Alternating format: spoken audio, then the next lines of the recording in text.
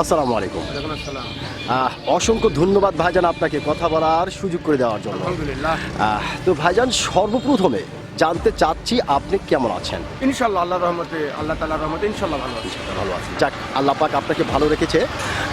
তো ভাইজান আপনার নামটা জানতে পারি? আমার নাম ডাকনাম মাজেদুল, ভালো নাম গোলাম মোস্তফা। আমার জব হলো আমি সিএনজি চালাই, আমি থাকি কৃষিকাজও করি। এভাবে আমার জীবন চালাই, পরিচালিত হয়। অসংখ্য ধন্যবাদ খুব সুন্দর করে আপনার বিবরণ দেওয়ার জন্য। তবে আপনার নাম শুনে এবং মোটামুটি আপনাকে সামনাসামনি দেখে যেটা বোঝা যাচ্ছে আপনি সাংঘাতিক একটা সাহসী মানুষ। সাহসী মানুষ না হলে আমি তো পৃথিবী চলতে পারবো না। হ্যাঁ, এটা কিন্তু যদি মানে মানুষের মতন ভীতু হয়ে চলি, বিড়ালের মতো যদি কাল থেমকে থাকি, বাঘের মতন চলতে হবে। এই সমাজে যে সমাজ আসছে এই সমাজে বাঘের মতন চলতে হবে, তাছাড়া চলা যাবে না, তাছাড়া মানুষ ঠুকরে খাবে। অসংখ্য ধন্যবাদ। তো যেহেতু আপনি বাংলাদেশের একজন সচেতন মানুষ এবং বাংলাদেশের একজন সাহসী মানুষ, সেক্ষেত্রে এই বিষয়টি আপনার কাছ থেকে জানতে চাচ্ছি যে আমাদের বাংলাদেশের সাবেক প্রধানমন্ত্রী শেখ হাসিনা উনি কিন্তু এখন ভারতের মাটিতে কুরবানি দিবেন। বাংলাদেশকে নষ্ট করেছে, বাংলাদেশের ছেলেপেলেকে নষ্ট করেছে, বাংলাদেশের ছেলে পৃথিবীটা ধ্বংস করে দিয়েছে।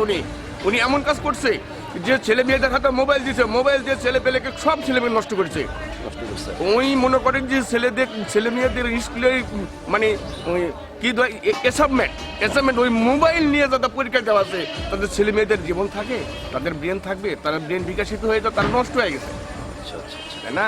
হ্যাঁ, তো আসলে যে বিষয়টি আমি আপনার কাছ থেকে জানতে চাচ্ছিলাম যে উনি যে এখন ভারতের মাটিতে রয়েছেন, তো এই বিষয়কে কেন্দ্র করে বাংলাদেশের বিভিন্ন ধরনের মানুষ কিন্তু বিভিন্ন ধরনের কথা বলছে। কেউ বলছে শেখ হাসিনা কখনো কোনোদিন বাংলার মাটিতে আর পা রাখতে পারবে না, আবার কেউ বলছে না শেখ হাসিনা আসবে অচিরেই বাংলার মাটিতে, বীরের বেশে, তাও আবার এটা কিন্তু অনেকেই বলছে। আবার কেউ বলছে যে হতেও পারে, তবে তার জন্য একটু সময় লাগতে পারে। হ্যাঁ, সময় নাই, সময় অধিক তাড়াতাড়ি আসবে, কিন্তু ওনাকে ফাঁসির দড়ি নিয়ে আসতো বাংলাদেশে।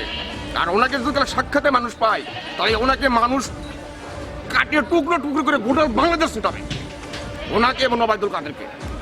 তার মানে সঙ্গে শিষ্য ওবায়দুল কাদের, ওই কুত্তার বাচ্চার বলে হয়েছে, ওর বলে কি যেন হয়েছে ভারতে, বলে হসপিটালে আছে, অ্যাপোলো হসপিটালে আছে, ফেসবুকে কালকে দেখলাম। আচ্ছা, অসংখ্য ধন্যবাদ আপনাকে। আপনি মোটামুটি সাহসিকতার সহিত কিন্তু বেশ কিছু গুরুত্বপূর্ণ কথা বলেছেন।